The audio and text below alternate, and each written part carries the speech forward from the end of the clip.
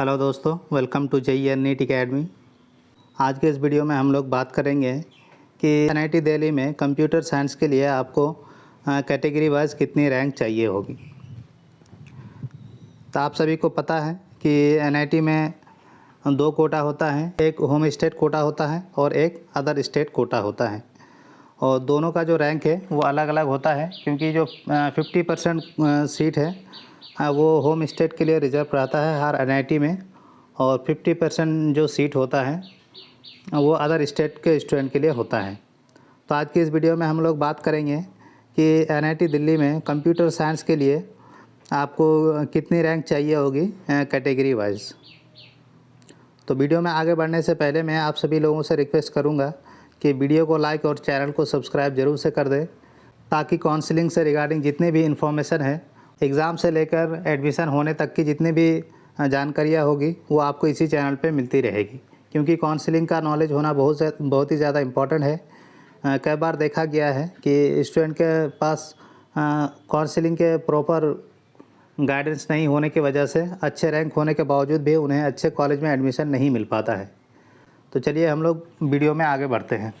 तो सबसे पहले हम लोग होम स्टेट कोटा के लिए बात करेंगे कि अगर आप ओपन कैटेगरी से आते हैं, यानी कि आप अगर जनरल कैटेगरी से आते हैं, तो आपको एनआईटी दिल्ली में कंप्यूटर साइंस के लिए मिनिमम कितनी रैंक चाहिए होगी।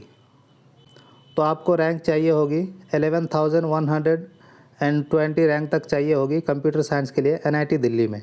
और ये जो रैंक है आपका, ये रिस्पेक्टिव कैटेगरी का रैंक है, ये ओवरऑल ऑल इंडिया रैंक नहीं है, ये कैटेगरी वाइज रैंक है।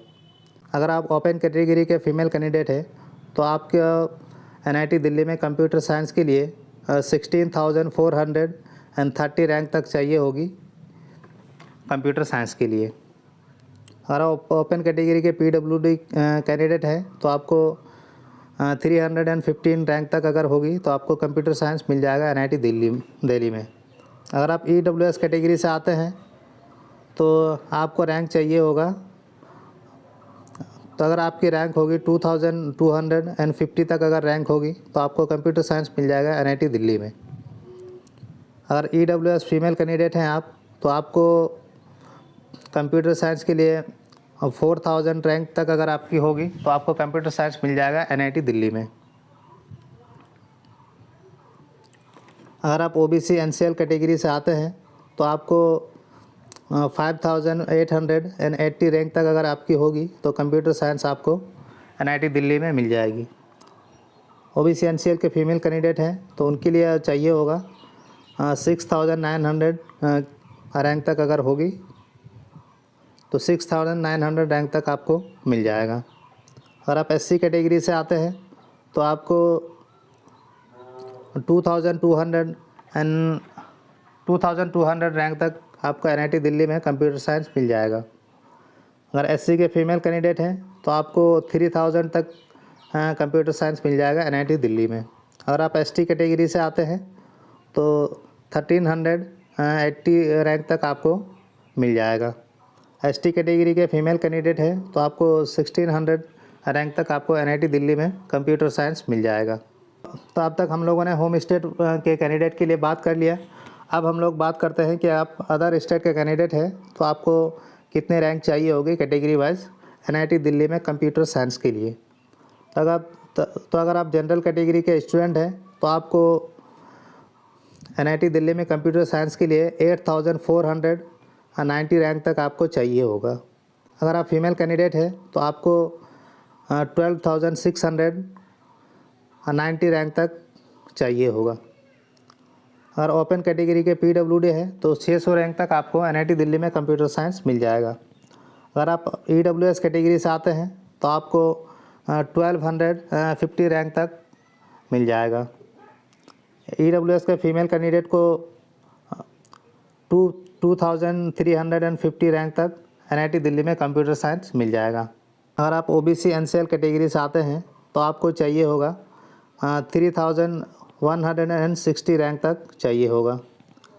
ओबीसी एनसीएल के अगर फीमेल कैंडिडेट है तो आपको चाहिए होगा 5150 रैंक तक आपको कंप्यूटर साइंस मिल जाएगा एनआईटी दिल्ली में।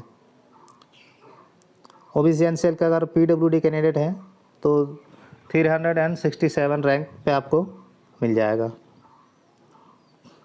SC कैटेगरी से अगर आप आते हैं तो आपको चाहिए होगा 1300 रैंक आपको चाहिए होगा कंप्यूटर साइंस के लिए। अगर आप SC कैटेगरी के फीमेल कैंडिडेट हैं तो आपको चाहिए होगा 1780 रैंक तक आपको चाहिए होगा कंप्यूटर साइंस के लिए NIT दिल्ली में। ST कैटेगरी के लिए आपको चाहिए होगा 359 रैंक तक आपको चाहिए होगा, और ST कैटेगरी के फीमेल कैंडिडेट है तो आपको 1328 रैंक चाहिए होगा NIT दिल्ली में कंप्यूटर साइंस के लिए। आई होप कि आप लोगों को पता चल गया होगा कि अगर आप NIT दिल्ली में कंप्यूटर साइंस लेना चाहते हैं तो आपको कितनी रैंक चाहिए होगी आपके कैटेगरी के हिसाब से। तो आई होप कि आप लोगों को ये वीडियो इन्फॉर्मेटिव लगा है। तो अगर वीडियो इन्फॉर्मेटिव लगा है तो वीडियो को लाइक और चैनल को सब्सक्राइब जरूर से कर दें, ताकि इसी तरह के इंपॉर्टेंट इन्फॉर्मेशन आपको मिलती रहे।